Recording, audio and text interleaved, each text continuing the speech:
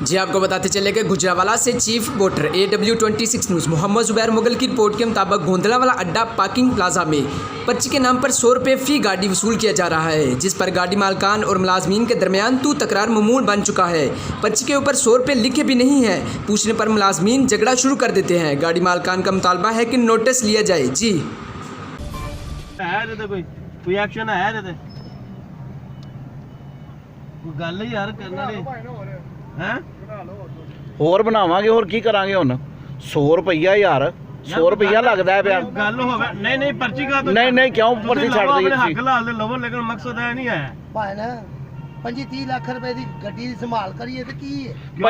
25-30 ਲੱਖ ਰੁਪਏ ਦੀ ਅਸੀਂ ਹੋਰ ਕਿਤੇ ਵੀ ਦੇਣੇ ਆ ਉੱਥੇ ਨਹੀਂ ਕਿ ਸੰਭਾਲ ਕਰਦੇ ਹੋ ਭਾਈ ਸਾਰਿਆਂ ਕੋ ਲੈਣੇ ਹੁੰਦੇ ਨੇ ਕੋਈ ਮੇਰਾ ਮਤਲਬ ਇਹ ਤੇ ਨਹੀਂ ਕਰਨੇ ਯਾਰ ਸਾਰਿਆਂ ਨੂੰ ਜਿੱਥੇ ਪੈਸੇ ਨਾ ਦੇਣ ਦਾ ਫਿਲਮ ਬਣਾ ਦਿਓ ਚਲੋ ਤੇ ਹੋਰ ਕੀ ਕਰੀ ਨਹੀਂ ਤੁਸੀਂ 100 ਰੁਪਈਆ ਲੈਂਦੇ ਹੋਵੇ ਭਾਜੀ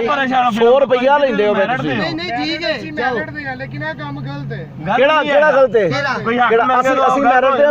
ਤੁਸੀਂ ਮੈਰਿਟ ਤੇ ਹੋ ਇਹ ਹੀ ਅੱਗੇ ਕਿ ਮਤਲਬ 100 ਰੁਪਏ ਕਿੱਥੇ ਕਿਹੜੇ ਕਾਨੂੰਨ ਹੈ ਕਿਸੇ ਥਾਂ ਤੇ ਤੁਸੀਂ ਲਾਇਆ ਇਹ ਮਾਰਕੀਟ ਸਾਰੀਆਂ ਆ ਮੂਵੀ ਬਣਾ ਕੇ ਨਾ ਵੀਡੀਓ ਤੇ ਚੜਾਣੀ ਹੈ ਤੇ ਜੇ ਨਾ ਚੜੀ ਨਾ ਤੇ ਇੱਥੇ ਨਹੀਂ ਆਣਾ ਹੈਗਾ। ਸ਼ਾਬਾਸ਼ ਹੁਣ ਜਾ ਸਕਦੇ ਚਲੋ ਚਲੋ ਠੀਕ ਹੈ।